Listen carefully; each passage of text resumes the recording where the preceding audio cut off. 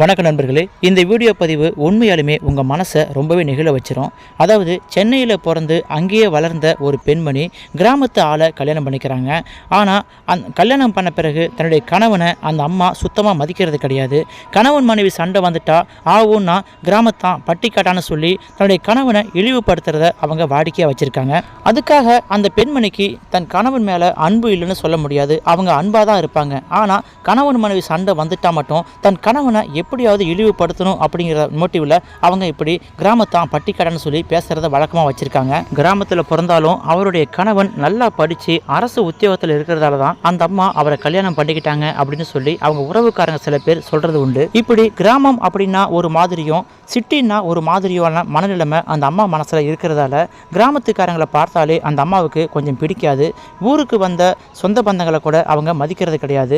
அந்த அளவுக்கு கிராமம் பட்டிக்காடு அப்படின்னு சொல்லி அவங்க மனசில் ஆழமாக பதிஞ்சிருக்கிற அந்த விஷமத்தை தனக்கு வரப்போகிற மருமகள் மூலமாக அது அழிக்கப்படும் அப்படின்னு சொல்லி அந்த அம்மா கொஞ்சம் கூட நினச்சி பார்க்கல. அந்த அம்மாவுக்கு ஒரு மகனும் ஒரு மகளும் இருக்காங்க. மகன் சென்னையில் இருக்கிற ஒரு பிரபலமான ஐடி கம்பெனியில் வேலை பார்க்குறாரு. மகள் கல்லூரி படிச்சுட்டு வராங்க. தன்னுடைய மகனுக்கு பெயர் வைக்கும்போது கூட சிட்டி பேரை வைங்க, ரொம்ப டீசெண்டான பேரை வைங்கன்னு சொல்லி தன் கணவன்கிட்ட சண்டை போட்டாங்க. ஆனால் இந்த விஷயத்தில் நான் விட்டு தர மாட்டேன், கிராமத்து பேர் வச்சா என்ன குறைஞ்சி போடுவேன்னு சொல்லி தன் மகனுக்கு மகேந்திரன் அப்படின்னு சொல்லி பேர் வச்சிருக்காரு. ஆனால் அவங்க அம்மா மகேந்திரன் அப்படின்னு சொல்லி அந்த பையனை கூப்பிட்றது கிடையாது. அவங்க பிரவீன் அப்படின்னு தான் கூப்பிடுவாங்க.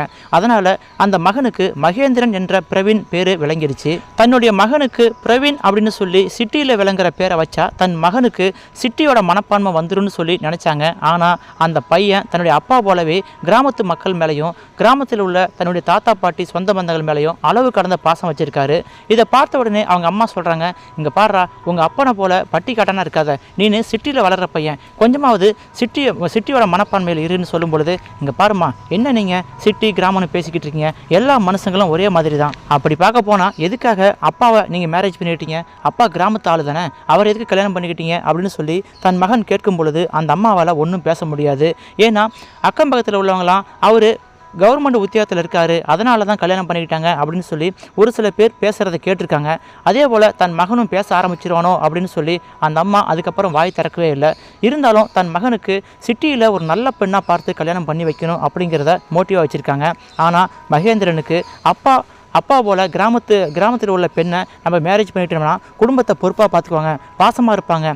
அம்மா சிட்டியில் வளர்கிற பொண்ணை மேரேஜ் பண்ணி வைக்க ட்ரை பண்ணுறாங்க, ஆனால் எனக்கு கிராமத்து பொண்ணு தான் வேணும்னு சொல்லி அடம்பிடிக்கிறாரு. தன்னுடைய மகன் இப்படி கிராமத்து பெண்ணை தான் கல்யாணம் பண்ணிக்குவேன்னு சொல்லி பிடிவாதம் இருக்கிறத பார்த்து அவங்க அம்மாவுக்கு ரொம்ப சங்கடப்படுறாங்க. ஏண்டா, நான் சொல்கிறது கேட்கவே மாட்டியா, என்ன எல்லாம் உங்கள் அப்பா சொல்கிற மாதிரி கேட்டுக்கிட்டு இருக்கீங்க, உங்கள் அப்பா தான் கிராமத்தாள், அதே போல் இந்த வீட்டுக்கு ஒரு கிராமத்து மருமகள் வரணுமா, நான் அனுமதிக்கவே மாட்டேன் அப்படின்னு சொல்லும் பொழுது அப்போ எனக்கு மேரேஜே வேணான்னு சொல்லி மகேந்திரன் விடாபடியாக இருக்காரு. தன்னுடைய அம்மா இப்படி பட்டணத்து பொண்ணு கிராமத்து பொண்ணுன்னு சொல்லி அவங்க எதுக்காக பார்ஷியாலிட்டி பார்க்குறாங்க, இவங்க மனசுக்குள்ளே இப்படி ஒரு எண்ணம் எதுக்கு வந்திருக்கு, எல்லா மனிதர்களும் மனிதர்கள் தானே, வீட்டுக்கு வந்த மருமகள் நல்ல விதமாக இருந்தால் போதாதா, நம்ம அம்மாவுக்கு ஏன் இப்படி மைண்ட் செட் ஆயிருக்குன்னு சொல்லி மகேந்திரன் அம்மா கிட்ட அடிக்கடி சண்டை போடுவார். நான் கல்யாணம் பண்ணனா கிராமத்தில் உள்ள பெண்ணை தான் கல்யாணம் பண்ணுவேன், நம்ம உறவு முறையில் கிராமத்தில் நல்ல பொண்ணாக இருக்காங்க, அவங்கள நீங்கள் பெண் கேளுங்க, நான் கண்டிப்பாக கல்யாணம் பண்ணிக்கிறேன்னு சொல்லும் பொழுது மகேந்திரன் அம்மாவுக்கு ஒன்றும் புரியாமல் போயிடுச்சு. இந்த சூழ்நிலையில் தூரத்து உறவு முறையால் கிராமத்தில் இருக்கிற ஒரு பெண்ணுக்கிட்ட இருந்து வரன் வந்திருக்காங்க. இந்த பெண் நல்லா படிச்சிருக்கா, நம்ம குடும்பத்துக்கு செட் ஆவான்னு சொல்லி அவங்க அப்பா அந்த பெண்ணை பெண் பார்க்க போகலான்னு சொல்லிட்டு இருக்காரு. அப்பா புள்ள ரெண்டு பேருமே என் பேச்சை கேட்கக்கூடாது, என்னை பழி வாங்கணும் அப்படிங்கிற மோட்டிவில் இருக்கீங்க போல், நான் சொல்ல கேட்காம கிராமத்தில் போயிட்டு ஒரு பெண்ணை பார்த்துட்டு வந்திருக்கீங்க அப்படின்னு சொல்லும் பொழுது, இங்கே பாருமா, நீ வேணா அந்த பெண்ணை பாரு, உனக்கு கண்டிப்பாக உன் மனசுக்கு பிடிக்குன்னு சொல்லும் பொழுது, அப்படியா அதையும் பார்க்கலான்னு சொல்லி அவங்க அம்மா வெஞ்சன்ஸோட செயல்படுறாங்க. அடுத்த வாரம் பெண் பார்க்க போகலான்னு சொல்லி அவங்க அப்பா சொல்லும் பொழுது எல்லாரும் பெண் பார்க்க போகிறாங்க. கிராமத்துக்கு போனால் போகிற வழியெல்லாம் பயங்கரமாக கரடு முடான் ரோடாக இருக்குது. இப்படி ஒரு பட்டிக்காட்டில் என் பையனுக்கு பெண்ணை கட்டி தரணுமான்னு சொல்லும் பொழுது, அம்மா நான் என்ன இந்த ஊர்லேயே செட்டில் ஆக போகிறேன், நான் இருக்க போகிறது சென்னையில், இந்த ஊர்லேருந்து ஒரு பெண்ணை எடுத்துகிட்டு போக போகிறோம், அதுக்கு ஏமா இவ்வளோ சங்கடப்படுறீங்க, பேசாமல் வாங்க அப்படின்னு சொல்லி அந்த ஊருக்கு பெண் பார்க்க போகிறாங்க. ஒரு வழியாக பொண்ணோட ஊருக்கு போகிறாங்க. அங்கே பெண்ணோட வீட்டில் எல்லாரும் ஆர்வமாக இருப்பாங்கன்னு பார்த்தா எல்லாரும் சோகமாக உட்காந்துருக்காங்க. ஏன்னா அந்த பெண்ணோட அப்பாவுக்கு ஆக்சிடென்ட் ஆகிடுச்சு, அதனால் அவருக்கு உடம்பு முடியாமல் இருக்குன்னு சொல்லி எல்லாரும் வேதனைப்பட்டு உட்காந்துருக்காங்க. பெண்ணோட அம்மா ஓடி வரவேற்கிறாங்க. வாங்க வாங்க, நல்லா இருக்கீங்களா, நீங்கள் வர நேரம் பார்த்து என் கணவனுக்கு ஆக்சிடென்ட் ஆகிடுச்சு, அவர் ரொம்ப சந்தோஷமாக இருந்தார், நம்ம பிள்ளைய பெண் பார்க்க என்னுடைய தூரத்து உறவு முறை வராங்க அப்படின்னு சொன்னார். ஆனால் அவர் பைக்கில் போயிட்டு இருக்கும் பொழுது எதிர்பாராத விதமாக கீழே விழுந்துட்டாரு, அவருக்கு அடிபட்டிருக்கு, எழுந்து நடக்க முடியல அப்படின்னு சொல்லும் பொழுது, அது சரி வந்த அன்னைக்கு அபசகனமாக இருக்கேன்னு சொல்லி மகேந்திரோட அம்மா ரொம்ப சங்கடப்படுறாங்க. தன்னுடைய கணவன்கிட்ட, இங்கே பாருங்க, நான் அப்போவே சொன்னேன் இந்த சம்மந்தம் வேணான்னு, பட்டிக்காட்டு பொண்ணு வேணான்னு சொன்னேன். இங்கே பாருங்க, வந்த உடனே அபசகனம் ஆயிடுச்சு, தடங்கள் போல இருக்குது.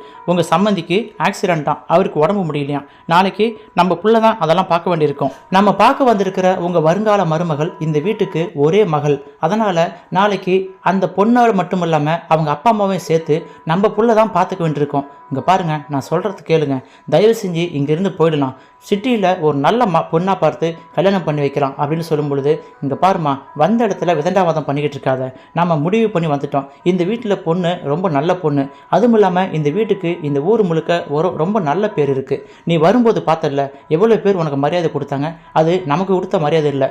இந்த வீட்டில் நம்ம சம்மந்தி ஆக போகிறோமே அப்படிங்கிறதால அவங்க நமக்கு கொடுத்த மரியாதை. கொஞ்சம் அமைதியாக இருக்கியா அப்படின்னு சொல்லும் பொழுது, சரிங்க உங்கள் வீட்டுக்காரர் எங்கே இருக்காருன்னு சொல்லும் பொழுது, கொல்லப்புறத்தில் உட்காந்துருக்காரு, போய் பாருங்கன்னு சொல்லும் பொழுது, அங்கே தன்னுடைய வருங்கால சம்பந்தியை பார்க்குறதுக்கு எல்லாரும் குடும்பத்தோடு போகும்பொழுது அங்கே ஒரு சம்பவத்தை பார்க்குறாங்க. அதாவது தான் பெண் பார்க்க வந்த அந்த பெண் என்ன பண்ணுறாங்கன்னா, தன்னுடைய அப்பாவை சேரில் உட்கார வச்சு அவருக்கு முகசவரம் பண்ணிக்கிட்டு இருக்காங்க. இதை பார்த்த உடனே மாப்பிள்ளையோட அம்மாவுக்கு, அதாவது மகேந்திரனோட அம்மாவுக்கு ரொம்பவே கடுப்பாகுது. என்னங்க இது, இவ போய் அவங்க அப்பாவுக்கு ஷேவிங் பண்ணிகிட்டு இருக்கா, சரியான பிச்சைக்கார குடும்பமாக இருக்கும் பொழுதுக்கு, ஏன் ஒரு பொண்ணு தான் போய் அவருக்கு ஷேவிங் பண்ணுமா, 50 ரூபா கொடுத்தா ஷேவிங் பண்ணிவிட்டு போகிறாங்க, தேவையில்லாமல் இவங்க காசு மிச்சம் பண்ணுவாங்க போல இருக்க, இது போல் ஒரு கஞ்சத்தனமான இடத்துல என் பிள்ளைக்கு மருமகளை கொண்டு வரணுமா அப்படின்னு சொல்லி அந்த இடத்துலையும் மகேந்திரன் அம்மா ரொம்ப ஆர்கியூமெண்ட் பண்ணுறாங்க. ஆக்சிடெண்ட்டில் அடிபட்டு உட்காந்துருக்கிற தன்னுடைய வருங்கால சம்பந்தியை பார்க்குறதுக்கு கிட்ட போகிறாங்க.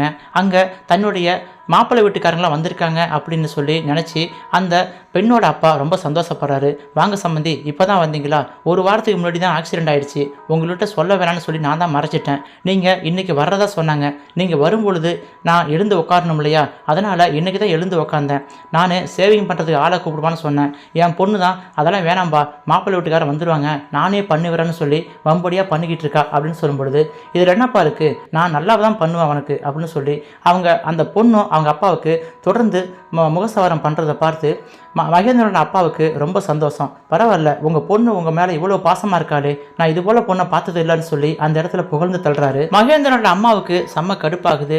இந்த பொண்ணு கஞ்சத்தனம் பட்டுக்கிட்டு அவங்க அப்பாவுக்கு அவளே ஷேவிங் பண்ணி விட்றா, அதை உங்கள் அப்பா புகழ்ந்து தள்ளிட்டு இருக்காரு, உங்கள் அப்பனுக்கு ஏற்ற மூடி போல் நீனு இருந்துகிட்டு இருக்க, என் பேச்சு கேட்க மாட்டீங்கல்ல அப்படின்னு சொல்லி அவங்களும் பயங்கர கோவப்படுறதை பார்த்து அந்த இடத்துல மகேந்திரன் சொல்கிறாப்புல, அம்மா கொஞ்சம் அமைதியாக இருங்க, வந்த இடத்துல எதுவும் பேசாதீங்க, நாம் வீட்டில் போய் முடிவு பண்ணிக்கலாம்னு சொல்லும் பொழுது, ஒருவேளை வீட்டில் வந்து நம்ம பையன் நம்ம பேச்சுக்கு கன்வின்ஸ் ஆகிடுவான், எப்படியும் இதெல்லாம் பார்த்துருப்பான், அவனுக்கு இதெல்லாம் பிடிக்காதுங்கிற மாதிரி மகேந்திரன் அம்மா கனவு கண்டுட்டு இருந்தாங்க. பெண் பார்க்கறதுக்காக மாப்பிள்ளை வீட்டுக்காரங்களாம் வந்திருக்காங்க அப்படின்னு சொல்லி தெரிஞ்சுக்கிட்டு கிராமத்தில் உள்ள அக்கம் பக்கத்தில் வீட்டில் உள்ளவங்களாம் வந்துட்டாங்க. வந்த உடனே பட்டணத்திலிருந்து இந்த பொண்ணை பெண் பார்க்க வந்திருக்கீங்களா, பொண்ணு ரொம்ப தங்கமான பொண்ணுங்க அப்படின்னு சொல்லி ஊருக்காரங்களாம் பேசிக்கிட்டு இருக்காங்க. மாப்பிள்ளையும் ரொம்ப அழகாக தான் இருக்காரு, ஜோடி பொருத்தம் ரொம்ப நல்லாவே இருக்குன்னு சொல்லி ஊருக்காரங்கள்லாம் பொண்ணு வீட்டுக்காரங்கள்ட்ட பேசிக்கிட்டு இருக்காங்க.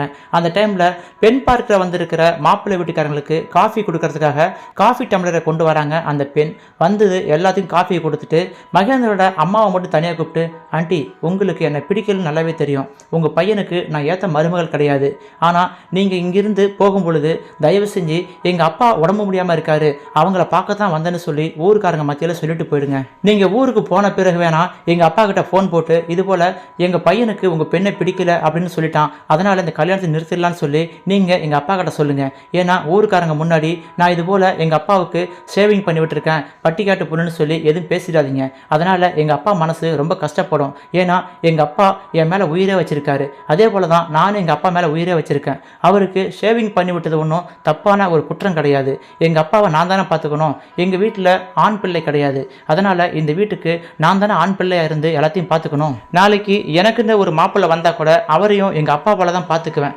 அதனால் உங்களுக்கு பிடிக்கலனாலும் எனக்கு கவலை கிடையாது, நீங்கள் ஊருக்கு போன பிறகு எங்கள் அப்பா கிட்ட பர்சனலாக ஃபோன் போட்டு இது போல் என் பையனுக்கு உங்கள் பெண்ணை பிடிக்கலன்னு சொல்லி அந்த விஷயத்தை சொல்லுங்கள், மற்றபடி ஊருக்காரங்க முன்னாடி இது போல் பட்டிக்காட்டு பொண்ணு எனக்கு வேணான்னு சொல்லி எதுவும் சொல்லிட்டீங்கன்னா எங்கள் அப்பா மனசு ரொம்ப கஷ்டப்படும், அதை பார்க்குற சக்தி எனக்கு இல்லைன்னு சொல்லி தன் அப்பாவுக்காக பறிஞ்சு பேசிக்கிட்டு அந்த பெண் இருக்கிறத பார்த்து உண்மையாலுமே மகேந்திரன் அம்மாவுக்கு மனசு நெகிழ்ந்து போயிடுச்சு.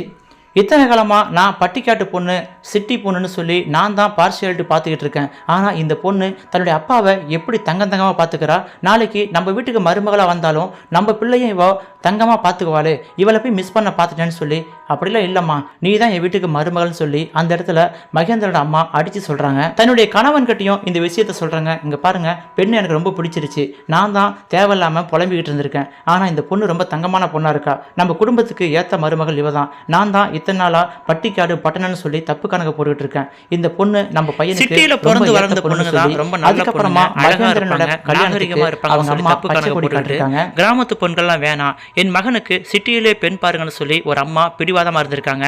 ஆனால் கிராமத்தில் பிறந்து வளர்ந்த அந்த அப்பா கிராமத்து பெண்ணை தான் என் மகனுக்கு கட்டி வைப்பேன்னு சொல்லி பிடிவாதம் பண்ணி அங்கே தன் மனைவியை கூட்டிகிட்டு போனாங்க. அங்கே கிராமத்து பெண்ணோட சூழ்நிலையை நேரில் பார்த்து கட்டுனா இந்த பொண்ணு தான் என் பையனுக்கு கட்டுவான்னு சொல்லி தன்னுடைய மனசை மாற்றிக்கிட்டாங்க. உண்மை சம்பவத்தை தழுவிய இந்த கதையை உங்கள்கிட்ட ஷேர் பண்ணுறதுல ரொம்ப பெருமிதம் கொள்கிறோம். ஏன்னா கிராமம் வேற இல்லை, சிட்டி வேற இல்லை, ரெண்டு ஒன்று தான். இப்போல்லாம் எல்லா பெண்களும் நல்ல பெண்கள் தாங்கிற மாதிரி இப்போது காலம் மாறிக்கிட்டு இருக்கு. இந்த சம்பவத்தை பற்றி உங்களுடைய கருத்துக்களை மறக்காமல் கமெண்டில் பதிவிடுங்க. இது போன்ற சுவாரஸ்யமான செய்திகள், நிகழ்ச்சி சம்பவங்கள் உங்களுக்கு தொடர்ந்து வர வேண்டுமென்றால் நமது சேனலை மறக்காமல் சப்ஸ்கிரைப் பண்ணிக்கொண்டு ஆதரவு தாருங்கள். மீண்டும் அடுத்தடுத்த வீடியோவில் தொடர்ந்து சந்திக்கலாம். தேங்க்யூ ஃபார் வாட்சிங்.